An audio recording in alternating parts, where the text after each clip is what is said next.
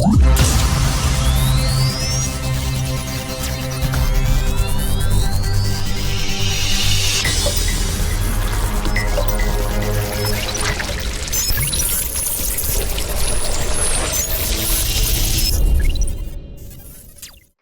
there, a warm welcome to Tech Trends, the program that takes you on a ride in 25 minutes to seek out innovation and creativity that are unique to Africa. On our lineup this week, MSME Stakeholders Engagement Series empowers female entrepreneurs on how to scale their businesses leveraging technology. And then I will be talking to Dr. Damian Ike, Assistant Professor at the School of Computer Science, University of Nottingham, on the ethical and responsible use of AI in Africa. We have much more lined up for you on the program. I'm Olayemi Utunuga.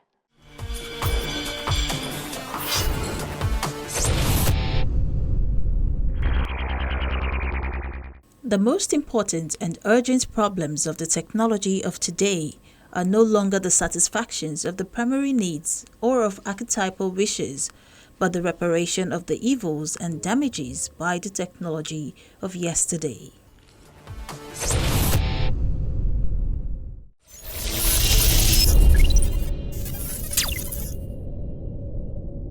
A dialogue between female entrepreneurs and stakeholders in the micro, small, and medium enterprises sector is seeking to address the challenges and opportunities faced by women in the economic landscape. Through an MSME Stakeholders Engagement Series for women-led enterprises, a platform is provided for women entrepreneurs to be empowered to overcome barriers and scale their businesses leveraging technology. You're not following Twitter. You're not following the agencies that matter. It's a stakeholders engagement series for women-led enterprises in the MSME sector, focusing on building financial resilience and leveraging technology. And their ability, to be active country. The event is a platform for female entrepreneurs to exchange ideas and gain perspectives on overcoming economic challenges in today's business landscape, as well as find ways to incorporate tech into what they do. We are ready for the challenge. The Senior Special Advisor to the President on Entrepreneurship, Innovation and Digital Economy says the goal is to empower women with the tools and knowledge needed to thrive in an ever-changing environment. All the critical issues that MSMEs face, it's an opportunity for us to have an inclusive engagement where we can sit down and talk about it, and you can be better empowered to propel your business to the next level. And the good thing about strategy is that you can tailor it to your business. A panel discussion featuring esteemed female entrepreneurs gives room for the ladies to share their experiences and strategies for success. Top among them is how they can boost their presence online. First thing first, know how to run a social media part of your business. Of course, we sell through there, we do all the ads, we collect the data, we know who the people are that patronize us, and we're able to reach out to them, directly. Make sure that you are at par. Don't say, oh, I don't know how to do these things. Oh, I don't know how to edit pictures. Go and learn it. And thankfully these days we have YouTube, we have Udemy, we have all of these tools that are so cheap. We all know what you can do online and how much you can actually enhance and maximize your online presence with different tools. For some people, you may not be able to afford that's a very elaborate CRM software.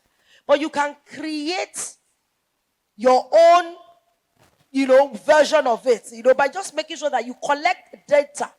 Because with data, you can do a lot more. So even with that, it could be also the way you automate your invoices, your receipts. I think maybe the key thing is just research and look for the technology that would help and enhance your business. When last did you Google yourself?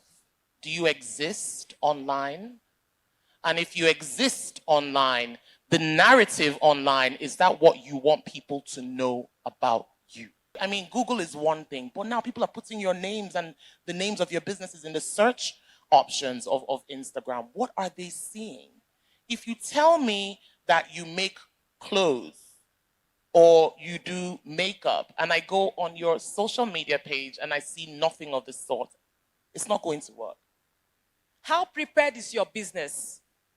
Sometimes we are marking business plans, we are sitting on pitches, we are sitting on competition tables, and the women are losing out. Why? Something as simple as social media that they have mentioned. Because that's part of the criteria. Haven't you noticed that sometimes when you are filling form, they'll ask you, put your social media handle. Haven't you noticed it? And you jump and there, pass.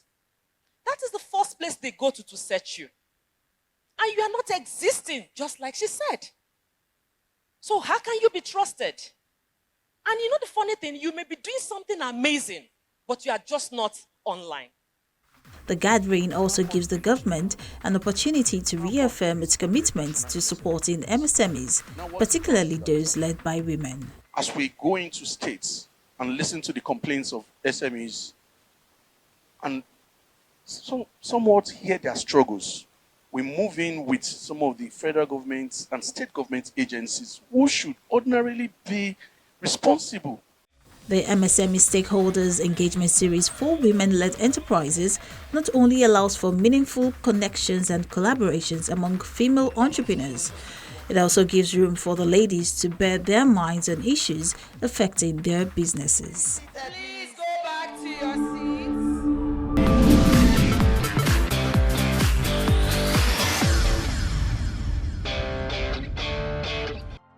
Tech tips on how to delete bulk emails in your Gmail. For Gmail users looking to efficiently clear out their inbox, managing bulk emails can be a lifesaver.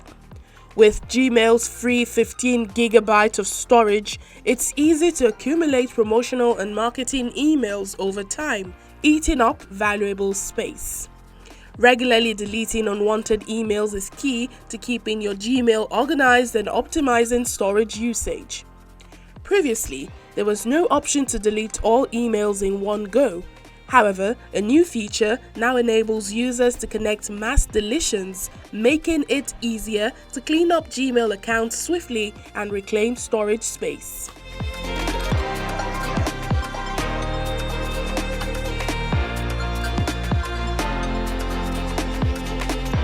Here is how the option works. Log into your Gmail account in a web browser. Click the checkbox at the top of your inbox, to the left of the refresh button. Now this will select all of the emails on the first page. Click the blue text that reads Select all X conversations in primary.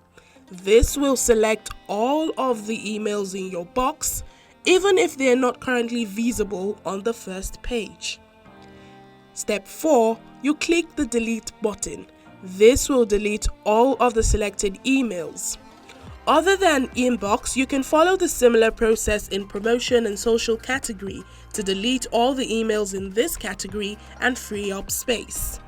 And don't worry, if you accidentally delete an email, you can recover it from the trash folder within 30 days.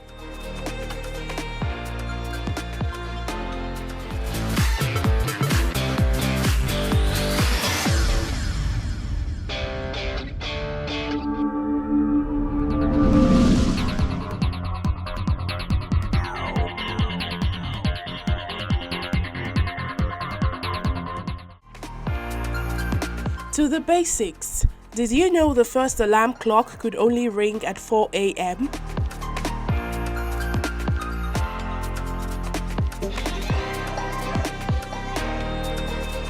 The early prototype of an alarm clock was invented by the Greeks in 250 BC.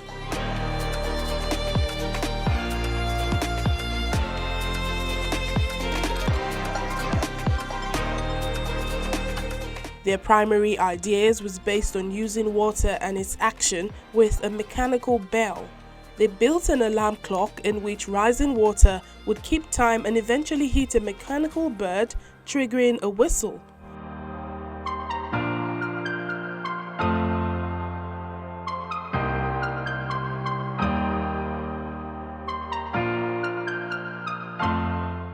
The first alarm clock was invented by Levi Hutchins, New Hampshire, United States, in 1787, but the problem with this clock was that it could only ring at 4 a.m. He made this clock only for himself in order to wake him up for his job. In the late 1870s, small alarm clocks gained popularity and the major US clock companies started making them. The German clock companies followed suit.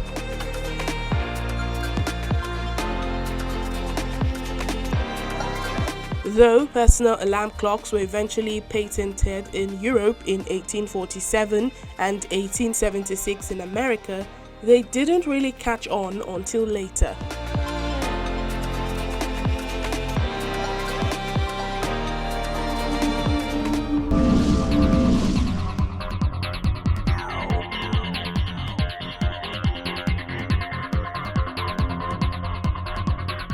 How much do you really know about the tech world? Put your knowledge to the test with these trivia questions. What company first introduced their Chromebook hardware in 2011? The product's low price point proved popular with teachers as a 2018 estimate indicated that over 60% of classroom mobile devices in the US were Chromebooks. Asus, HP, Google, Dell. The answer is Google.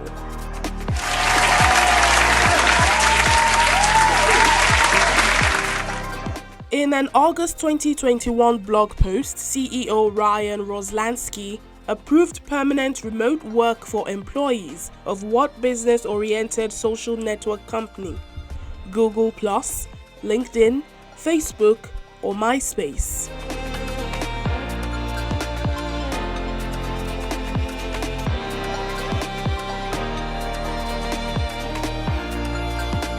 You guessed it, it's LinkedIn.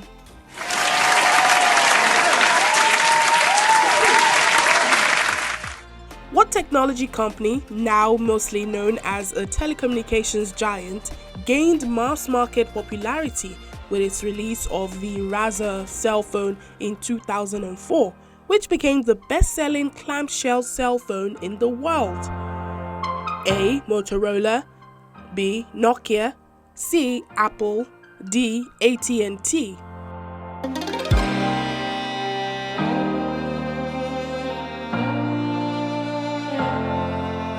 It's Motorola.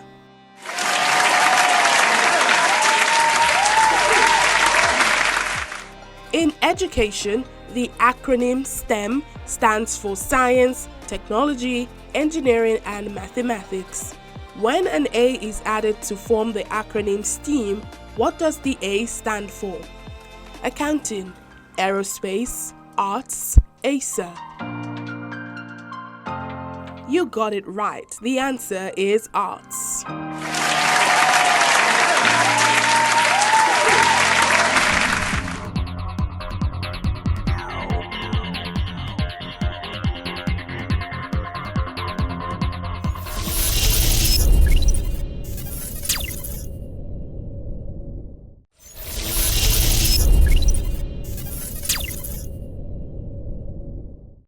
Artificial intelligence holds specific promise for countries in Africa to transform their societies and economies.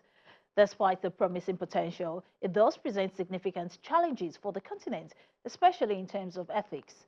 But as discussions around the adoption and ethical use of the technology intensifies, a major concern is the absence of an AI strategy for the continent to establish standards.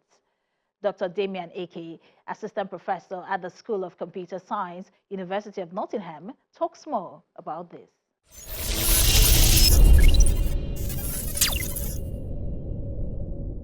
It's great to see you, Dr. Damian Ake, Assistant Professor at the School of Computer Science, University of Nottingham.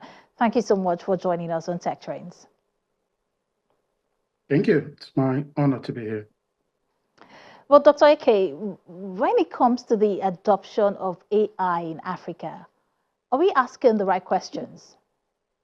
Are we asking the right questions? I would say maybe not, because the first question to ask when you need to adopt a technology, not just AI, is to find out if you have the right data, if you have the right expertise, not only for the implementation, but also for the maintenance of the technology as you scale up. But we don't actually have the right data and the right expertise in Africa at the moment to jump into AI adoption. But of course, we're going to do it. But also asking the right questions in terms of what impact the technology is going to have. The critical approach to do this is to use a stakeholder impact assessment to before the adoption of the technology. But I wonder how many companies or entities that are adopting AI in Africa that are doing stakeholder impact assessment to before they integrate AI. So we need to maybe use the fundamental approach of an assessment, impact assessment before we start adopting AI systems. Well, it's no news that Africa is a consumer of foreign AI systems, right? Many of which were developed without, taking into account the continent's local needs and priorities. What role is Africa currently playing in AI life cycles? Most often, this is referred to as epistemic injustice, where the global discourse on the AI design, development, and deployment is neglecting African values, neglecting African needs and context, neglecting African expertise and data in the design and development. And there are implications for this. The implications are that the algorithms, the data, the systems themselves will be maybe biased against us, but also maybe not meet our needs, because AI systems, like any other technology, is not value neutral. It is value laden. They are embedded with values in them. And without the technology being embedded with our values, they're not going to work for us. They're not going to uh, be good for our society. So it is important to always bear that in mind so that we can start thinking about how to integrate our values into the design of the technology, into even the deployment of the technology that are not designed in Africa. But what role would Africa or currently play, or is Africa currently playing in the AI life cycle? A lot. From the design, from the raw materials that actually lead to AI designs, especially the hardware systems, because Africa is rich in many of the raw materials required for the semiconductor fabrications, such as gold, copper, tantalum, and semiconductors play a fundamental role in AI design by serving as the building blocks for the hardware that powers artificial intelligence systems. And Africa is rich in that. So from the raw materials that actually lead to the design of the hardware systems to the data used to design the systems, Africa is reaching. Africa is definitely reaching, and that's why we now talk about data colonialism or algorithmic colonialism, where big tech companies come to Africa or harvest our data and own the data. So we play a part in that. We also play a part in the design of technologies of AI systems, because a lot of African designers are doing wonderful things in Silicon Valley and also in Africa. But the most important thing is, are we owning the systems that we are developing or that are being developed in and for Africa? Or do we have ownership of these systems? Do we have ownership of our data? I think that is where we are lacking, and that is where we need to maybe concentrate on to play a bigger part in the AI game in the global discourse. Well, Dr. AK, you would agree with me that some African countries are already stepping up when it comes to the development of AI systems. But I think a key question to ask is how can they prioritize the growth and adoption of AI solutions that they are building so that, the continent is a contributor to the global economy and not just consumers of the technology? We need to start building capacity for AI systems in Africa. We do not have sufficient expertise for developing AI systems in Africa at the moment. And that is why we need to re-emphasize the importance of STEM in our secondary schools, in our universities, so that we can have sufficient pool of people developing or designing AI systems in Africa that we own.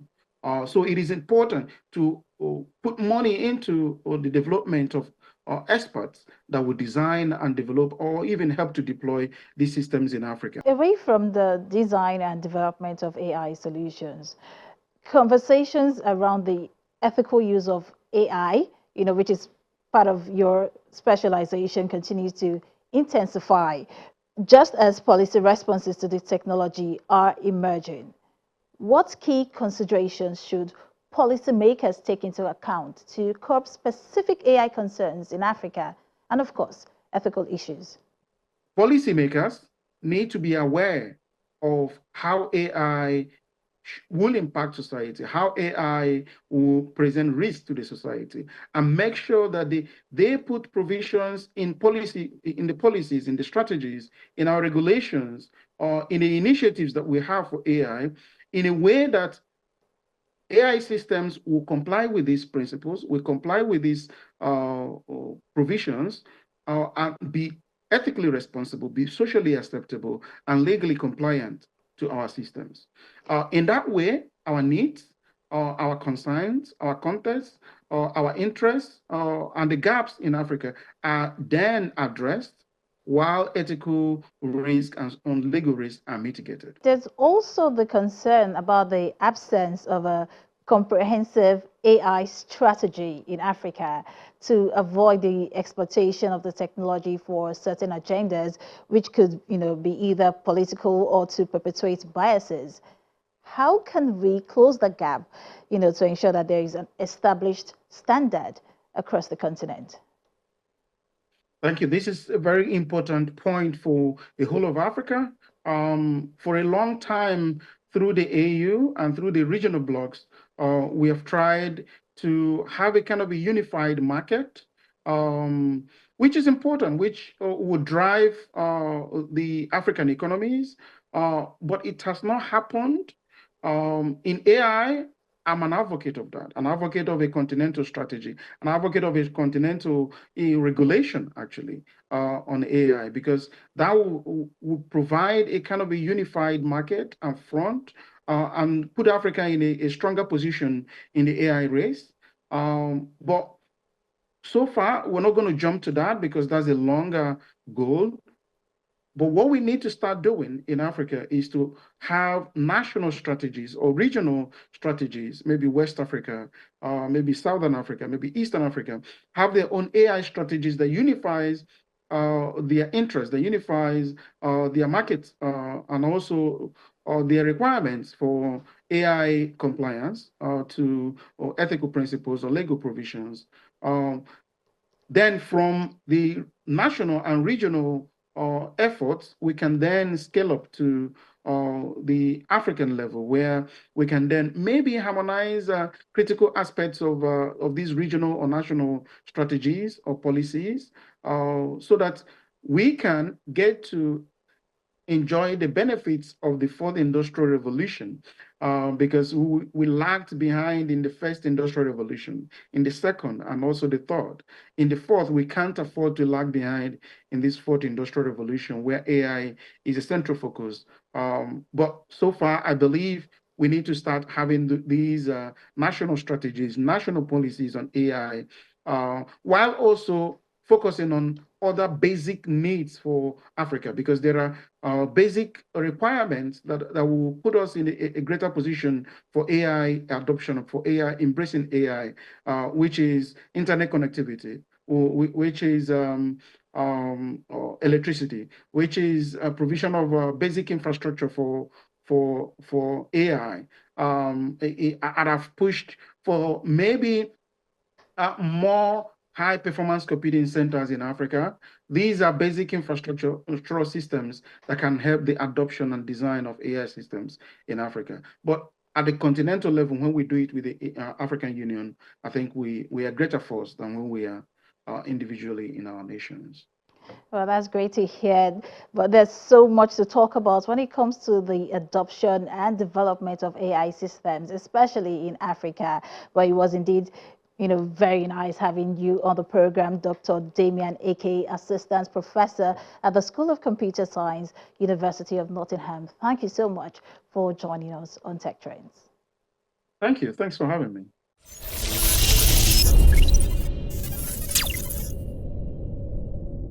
That's our show this week. Thank you for staying with us.